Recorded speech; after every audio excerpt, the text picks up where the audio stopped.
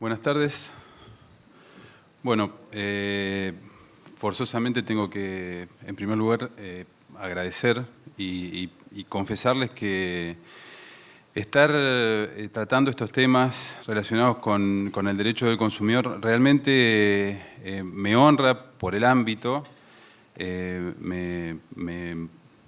genera una gran alegría que el Ministerio Público de la Provincia de Buenos Aires haya tomado iniciativa en trabajar en estos temas, en ocuparse de estos temas. Y es una reivindicación de quienes nos proclamamos como consumeristas desde muchísimos años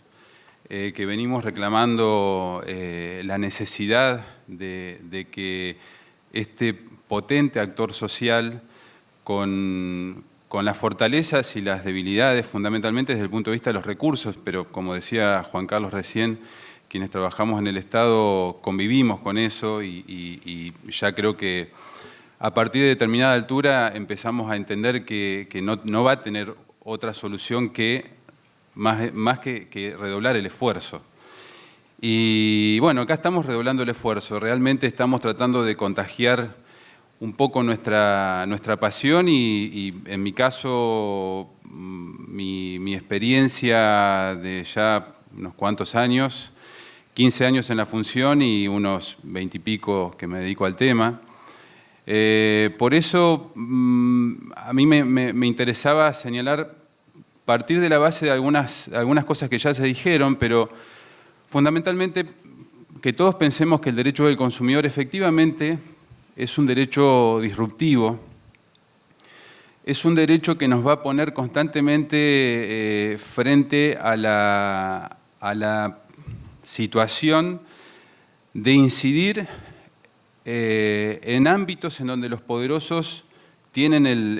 y me refiero fundamentalmente al poder económico, pero muchas veces a otro tipo de poderes, en donde las herramientas jurídicas muchas veces no alcanzan, aun cuando estén, como en Argentina, previstas en la legislación, previstas en la Constitución Nacional. Yo quiero comenzar situándonos, aún aunque sea muy rápidamente, porque no es mucho el tiempo que tengo, pero situándonos desde el punto de vista conceptual, y para que entendamos quiénes somos consumidores y pese a que la idea que más se trabaja a la hora de definir a los consumidores es esta idea de debilidad, a mí yo prefiero pensar al consumidor como un sujeto subordinado que ocupa una posición de subordinación estructural por el lugar en el que le toca ocupar, pero que no siempre es un débil en el sentido de debilidad, de fuerzas, de flaqueza, sino que muchas veces las situaciones que el consumidor debe enfrentar lo convierten en un sujeto débil. Porque muchas veces, incluso nosotros mismos, como está nuestra propia naturaleza, no nos gusta reconocernos débiles. Sí, todos somos débiles en algún momento de nuestra vida, en algún momento de nuestras relaciones. Entonces, el derecho del consumidor se ocupa de brindar respuestas, brindar salidas, brindar alternativas a estas situaciones de vulnerabilidad en las cuales el contexto nos supera, el contexto reclama herramientas equilibrantes de esa situación. Entonces, en lugar de debilidad, yo prefiero utilizar el término de vulnerabilidad. Y la vulnerabilidad del consumidor se refleja en dos ámbitos. Y también en esto yo tengo una particular visión que es disruptivo dentro de los disruptivos. El derecho del consumidor fue pensada como una herramienta para equilibrar relaciones de consumo, entendidas estas en principio o en un principio como relaciones contractuales o relaciones de derecho privado, es decir, la subordinación o la vulnerabilidad del consumidor se advirtió por primera vez, emergió en los ámbitos en donde un consumidor contrataba directamente con un proveedor, es decir, ese desequilibrio de fuerzas, siempre hacemos el parangón entre la subordinación del empleado en relación al empleador, y son derechos, el derecho laboral y el derecho del consumidor son derechos que tienen mucho en común, para quienes no están familiarizados con la materia, siempre recomendamos un poco hacer este juego de ida y vuelta entre derecho del consumidor y derecho laboral, derecho del trabajador, porque son derechos protectorios ambos, derechos de orden público, derechos que están reconocidos en la Constitución Nacional y nos pueden ayudar a entender los principios, la esencia de ambas materias. Decíamos que hay una vulnerabilidad relacional, es decir, esta vulnerabilidad cuando el consumidor se relaciona directamente con un proveedor, y estos son problemas de mercado, no hay dudas que son problemas de mercado. Y son problemas que básicamente han sido abordados históricamente por el derecho comercial o el derecho civil, ¿sí? Pero también entendemos que hay una vulnerabilidad social, porque en nuestros países latinoamericanos, o en los países subdesarrollados, en vías de desarrollo, como quieran llamarlos, hay un montón de personas que no acceden al mercado. Hay un montón de personas que no tienen problemas de cláusulas abusivas en sus contratos porque no contratan. Hay un montón de personas que no tienen servicios esenciales, no tienen acceso al agua potable, no tienen acceso a la red cloacal, no tienen acceso a los servicios de energía eléctrica, aquellos servicios sociales o fundamentales o esenciales que le permiten desarrollar condiciones dignas de vida. Por lo tanto, el derecho del consumidor, y ahora vamos a ver de qué manera en su vinculación con el derecho de los derechos humanos, adquiere otro cariz, adquiere un verdadero cariz de herramienta social, de herramienta que posibilita el acceso al consumo, ¿sí? Entonces, no solamente el derecho del consumidor va a intervenir en los problemas de mercado, sino también que va a ser una herramienta que van a tener aquellas personas que no acceden al mercado, de los excluidos, la infraclase, como los denomina Bauman, aquellos daños colaterales de las sociedades capitalistas, en donde necesitamos herramientas jurídicas para equilibrarlos. Por eso tomamos esta definición inmejorable de un funcionario que hoy es miembro del Superior Tribunal de Justicia de Brasil y que fue promotor de los derechos de los consumidores del Ministerio Público de Brasil. Antônio Herman Benjamín, también con una larga trayectoria en materia de derecho ambiental. El derecho del consumidor es sin duda la disciplina jurídica de la vida cotidiana de la sociedad de consumo. Los civilistas, desde hace muchos años, vienen reconociendo estas falencias del derecho privado, vienen proclamando la necesidad de un cambio de paradigma, es decir, no solamente pensar al individuo instalado en el bien, sino también pensar en aquellos excluidos. Lorenzetti utilizaba esa frase y utilizaba la figura del Hyatt, diciendo que el derecho privado es como el Hyatt, es un hermoso hotel cuyas puertas están abiertas para todos, pero únicamente pueden ingresar en él los que tienen plata para pagar la habitación. Entonces, el derecho privado, desde el punto de vista de sus estructuras e instituciones clásicas, no está en condiciones de atender estas demandas sociales. Por eso reivindicamos esta visión amplia y expansiva de la materia. En nuestro país, a partir del año 94, en Colombia recién Juan Carlos hablaba de la Constitución del 91, se reformuló de alguna manera el escenario constitucional de los derechos fundamentales, ingresaron los derechos comúnmente llamados de tercera generación, derechos ambientales, derechos del consumidor y fundamentalmente el reconocimiento de una serie de actores que tienen funciones específicas y atribuciones del mayor rango para intervenir en estos problemas. Entonces, este nuevo constitucionalismo no solamente cambia el paradigma, sino que además como operadores jurídicos, como funcionarios del Ministerio Público, nos exige empezar a tomar otras herramientas y ampliar, tomar perspectiva, yo siempre digo, dar 10 pasos para atrás y mirar el escenario completo y empezar a pensar que vamos a tener que utilizar otras fuentes. Ya el Código Civil o la Ley de Defensa del Consumidor, las legislaciones específicas, los microsistemas, como algunos lo llaman,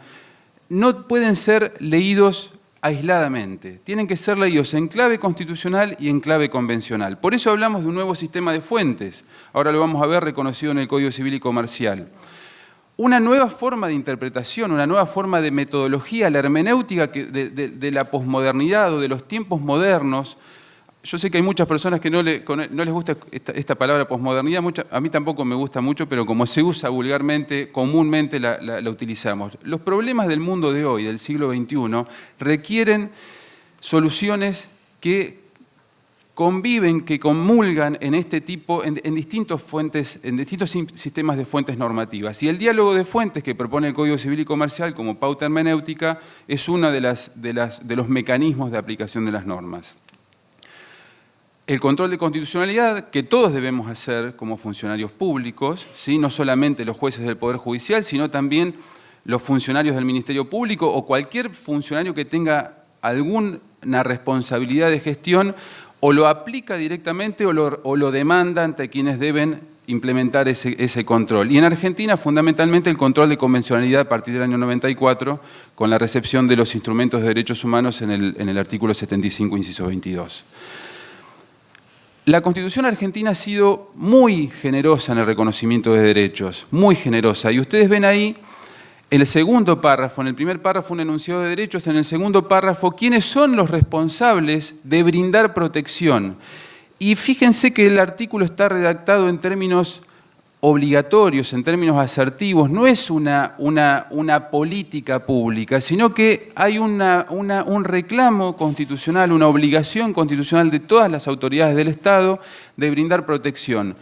Y el Ministerio Público, fíjense que está diferenciado, digamos, de los tres poderes del Estado republicano. El Ministerio Público, junto con otro sujeto ausente, lamentablemente, a nivel nacional desde hace más de 10 años, saben que la Defensoría del Pueblo de la Nación está vacante, el Ministerio Público tiene un rol central en esto de recordarle a las autoridades la entidad y la jerarquía de estos derechos que tenemos como gestores del bien social, como gestores de herramientas de equilibrio social.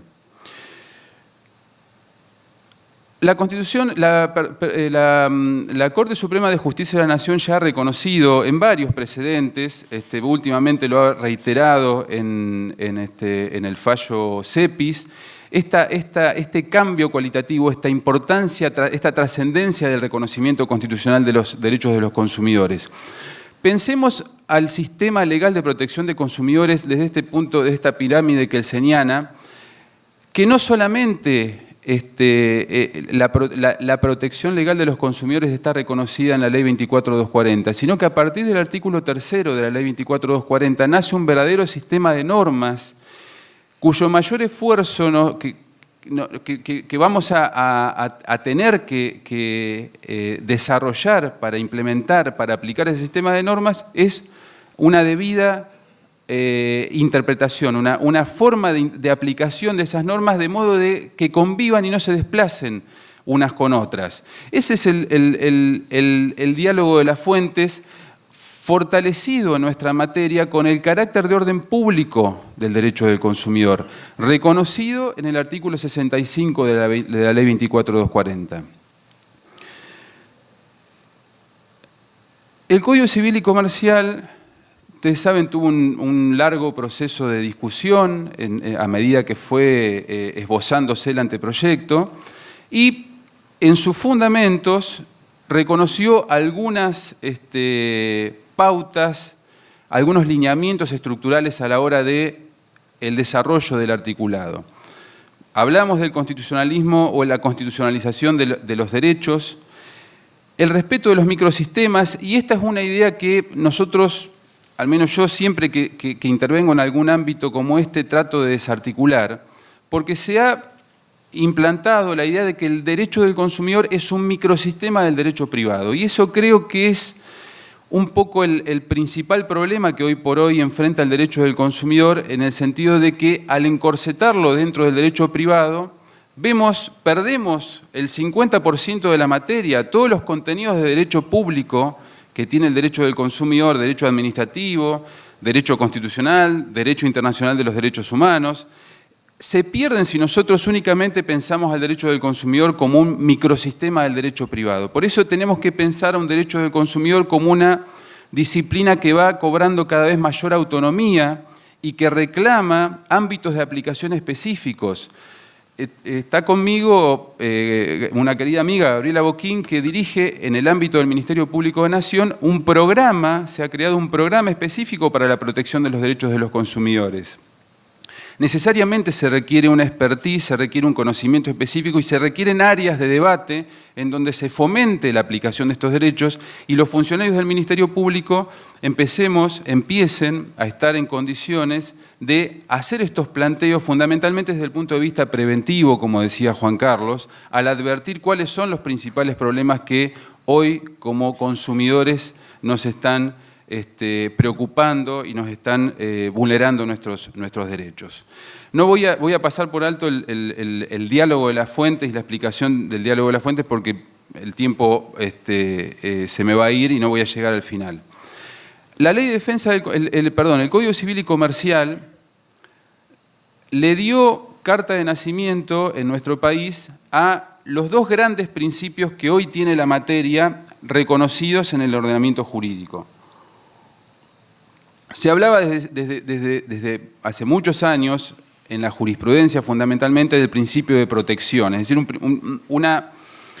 un principio en donde ahora vamos a ver cómo lo podemos desglosar en distintas reglas de aplicación. Pero novedosamente, en el año 2015, cuando entra en vigencia el Código Civil y Comercial, también en el artículo 1094 aparece el principio de acceso al consumo sustentable. Esto sí realmente fue una novedad para nuestro derecho y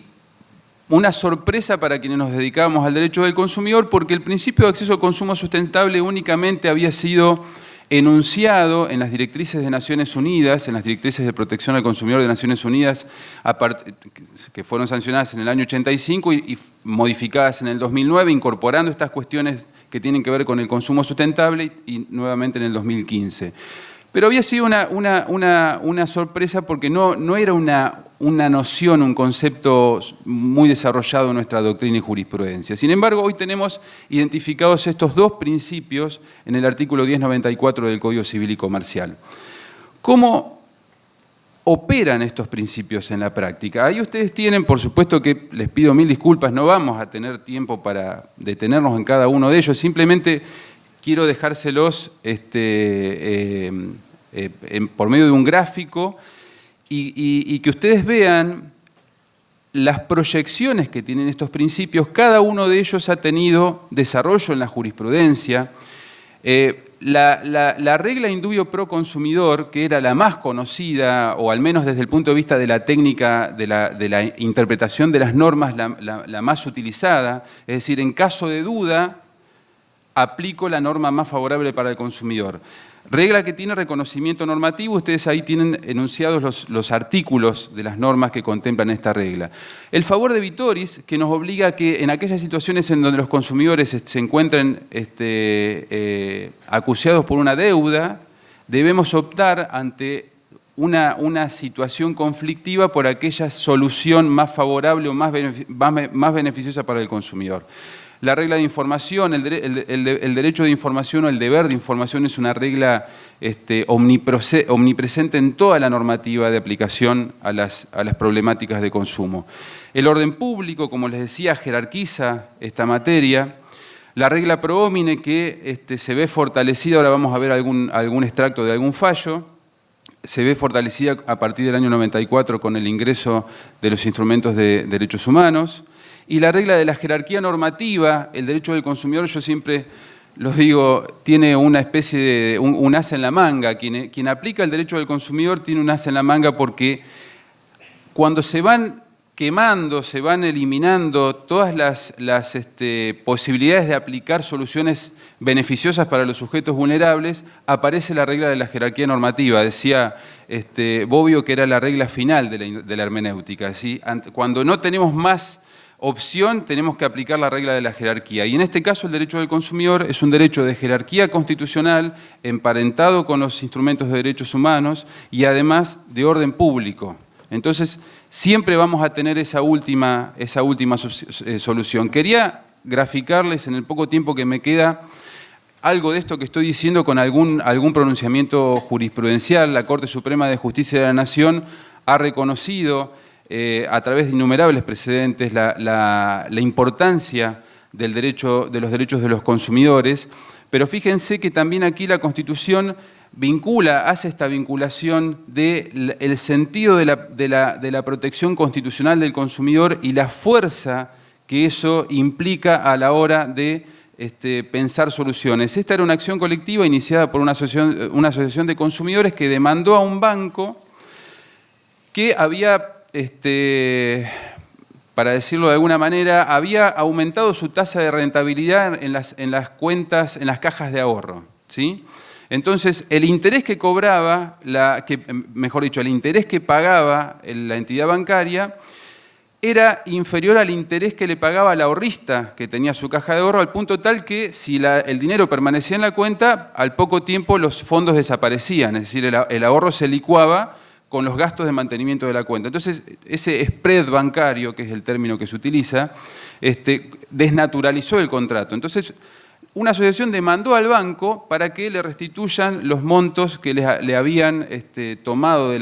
las cuentas en los últimos 10 años. La sentencia, la demanda fue acogida en primera y segunda instancia, pero dijeron los jueces de primera y segunda instancia que la demanda iba a prosperar a partir del momento de la interposición y no por los periodos ya transcurridos, porque había operado de alguna manera un consentimiento tácito, porque ningún consumidor, fíjense, eran cientos de miles de personas afectadas y ningún consumidor había demandado. Sin embargo, la Corte dijo, luego de esa introducción, que las cláusulas abusivas, puede haber cláusulas abusivas que son abusivas en sí mismas, o en este caso, cláusulas o situaciones que se vuelven abusivas en el transcurso del contrato. El cargo bancario de mantenimiento de cuenta era un cargo legítimo, aprobado por el Banco Central,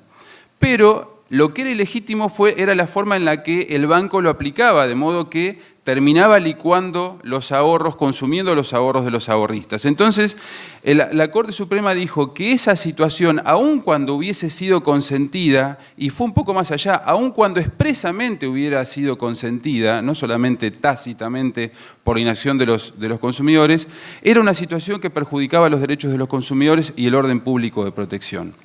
Fíjense qué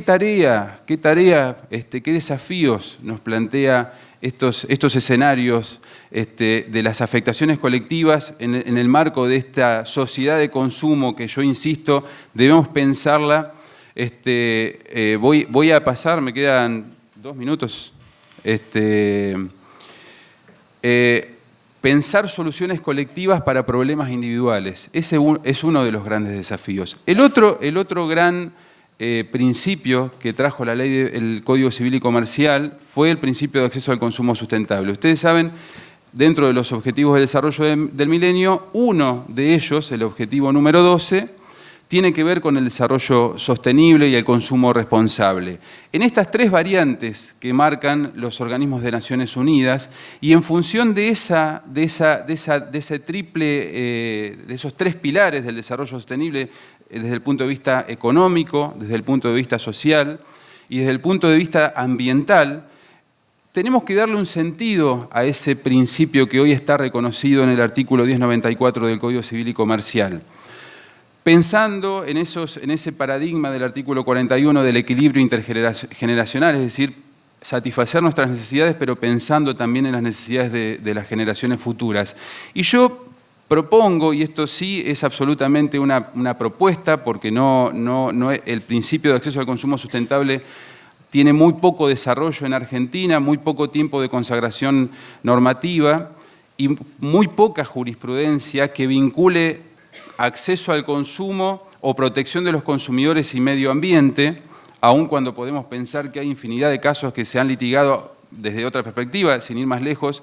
la mega causa Mendoza, que es una causa de contaminación ambiental del riachuelo, el riachuelo ha estado contaminado durante cientos de años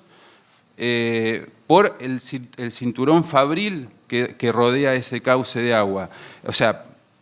esas fábricas elaboran productos y bienes de consumo. Entonces, no hay una clara diferenciación entre ambos ámbitos de protección. Pero yo digo, primero, para pensar en el principio de acceso al consumo sustentable, tenemos que pensar en el subprincipio de acceso al consumo. Es decir, alguien primero tiene que tener herramientas para reivindicar condiciones dignas de vida y acceder al menos a los bienes esenciales. Y después tenemos que pensar en las problemáticas ambientales que rodean a los problemas de consumo, obsolescencia programada, la basura electrónica, infinidad de cuestiones, las poblaciones desplazadas por explotaciones mineras a cielo abierto y que no solamente degradan el medio ambiente, sino que también generan, por ejemplo, el litio que utilizamos en las baterías de nuestros celulares, o se queman grandes extensiones de selva y bosques para llevar a cabo cultivos intensivos, etcétera, etcétera. Todas problemáticas que entrelazan la materia ambiental y la materia de protección de consumidores y usuarios. La Corte Suprema, como les decía, viene reivindicando desde hace varios años este sentido social del derecho como una herramienta que en definitiva ha sido pensada para resolver conflictos, pero también para igualar situaciones de asimetría, ¿sí? Y las asimetrías en la sociedad del siglo XXI son principalmente las asimetrías que preocupan, ocupan y vulneran los derechos de los consumidores. Termino con esta frase de una profesora brasilera, que es una de las mayores exponentes de la doctrina consumerista a nivel mundial y que de alguna manera intenta desarticular esta situación de separar la protección del consumidor de la regulación del mercado. Pensar un derecho del consumidor como una herramienta verdaderamente equilibrante nos implica a repensar las estructuras clásicas de resolución de conflictos. Nos obliga necesariamente a pensar en un derecho público-privado, no únicamente en un derecho privado. Por lo tanto, el desafío que tenemos hoy es tomar distancia, abrir un poco nuestra perspectiva y pensar en herramientas que nos brinden no solamente solución de conflictos, sino que nos permitan acceder a bienes esenciales. Muchas gracias.